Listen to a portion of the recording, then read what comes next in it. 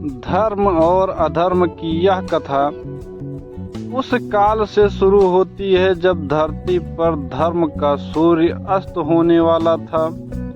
द्वापर युग अपने अंतिम चरण में था। महाभारत का संग्राम समाप्त हो चुका था।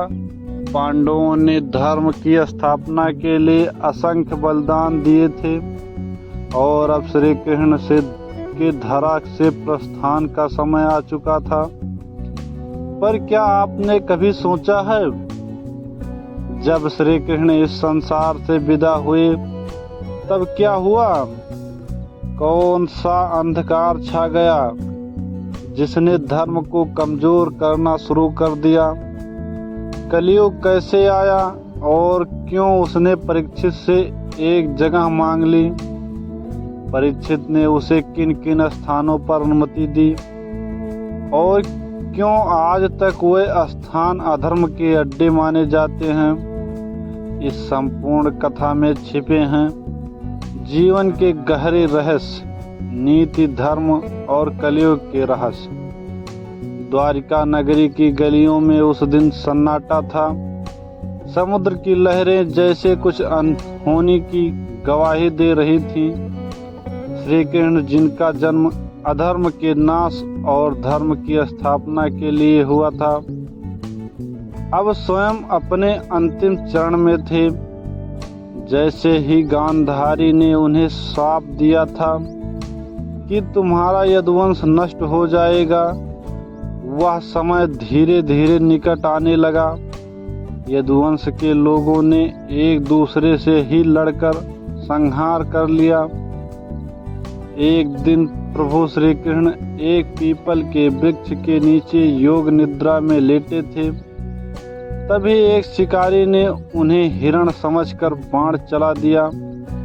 श्री कृष्ण मुस्कुराए, क्योंकि लीला पूर्ण हुई थी। धरती कांपी, सूर्य छिप गया और उसी क्षण से कलयुग की आहट शुरू हो गई। श्री कृष्ण ने जाने के बाद पांडवों ने भी यह जान लिया कि अब उनका कार्य समाप्त हो गया है। उन्होंने हस्तिनापुर का राज्य अपने पौत्र राजा परीक्षित को सौंप दिया, जो अर्जुन के पुत्र अभिमन्यु और उत्तरा के पुत्र थे। राजा परीक्षित ने अपने दादा अर्जुन की वीरता और श्री कृष्ण जैसी नीति की झलक थी। वे न्यायप्रिय, धर्मनिष्ठ और अत्यंत विवेकशील थे। उन्होंने पूरे आर्यावर्त में धर्म की ज्योति को जलाए रखा, परंतु तब तक कलयुग पूर्ण रूप से धरती पर उतर चुका था। अब उसे बस एक प्रवेश द्वार चाहिए था। कलयुग एक राक्षसी शक्ति के रूप में धरती पर आया। उसका स्वरूप काला, विकृत और भयावह था। उसकी आंखों में छल, कपट और अधर्म का नशा था। वह जहां भी जाता धर्म लुप्त होने लगता, परंतु राजा परीक्षित के राज्य में उसे कहीं भी रहने की जगह नहीं मिली। चारों ओर धर्म, यज्ञ, व्रत, शुद्धता और सच्चाई का शासन था। तब कलयुग ने सोचा, अगर मुझे जीवित रहना है तो मुझे राजा परीक्षित से अनुमति लेनी होगी। कलयुग ने राजा परीक्षित के सामने प्रकट होकर हाथ जोड़कर कहा, राजन, मुझे भी इस धरती पर रहने का अधिकार है। जैसे सतयुग, त्रेतायुग और द्वापर युग को समय मिला, वैसे ही मुझे भी मिलना चाहिए। राजा परीक्षित ने कहा, तू अधर्म, पाप और अनाचार का प्रतीक है। मैं तुझे अनुमति नहीं दे सकता। पर कलयुग ने उत्तर दिया, राजन, जो युग भाग्य में लिखा गया है वह आए बिना नहीं रह सकता। मैं तुम्हारे सामने समर्पण करता हूँ। मुझे कुछ स्थान दो, प्रदान कीजिए जहाँ मैं रह सकूं। राजा परीक्षित ने अपने मंत्रियों से विचार विमर्श किया। और फिर कलयुग को 5 स्थानों पर निवास करने की अनुमति दी। राजा परीक्षित ने कहा, जहाँ जुआ खेला जाता हो, यहाँ मनुष्य अपने विवेक, धन और आत्मा तक को हार देता है।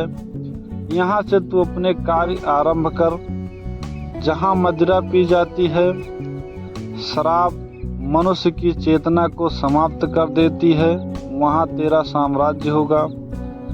जहाँ वेश्यावृत्ति और स्त्री भोग की इच्छा होती है, जहाँ स्त्री का सम्मान नहीं सिर्फ भोग की वस्तु समझा जाए, वहाँ तू वास करेगा। जहाँ हिंसा होती है, हत्या, युद्ध और निर्दयता वाले स्थानों में तू फलता फूलता रहेगा। सोने में निवास करेगा, क्योंकि जहाँ धन होता है वहाँ लोभ, लालच, दुराचार भी होता है। राजा परीक्षित ने कहा, पर याद रख, जो इन स्थानों से दूर रहेगा वहाँ तू प्रवेश नहीं कर सकेगा। धन्यवाद राजन, आपने मुझे थोड़ी जगह दी, परंतु मैं इन्हीं स्थानों से पूरे युग को प्रभावित कर दूंगा। जुआ से परिवार टूटेंगे, शराब से शरीर नष्ट होंगे, स्त्री का अपमान होगा, हिंसा धर्म को नष्ट करेगी और सोने से लोभ हर आत्मा को अंधा बना देगा। राजा परीक्षित चौंक उठे। उन्होंने तुरंत अपने राज्य में इन स्थानों को बंद करने का आदेश दिया, परंतु कलयुग की चालें चल पड़ी थीं। एक दिन राजा परीक्षित तपोवन में गए थे। वहां उन्हें प्यास लगी।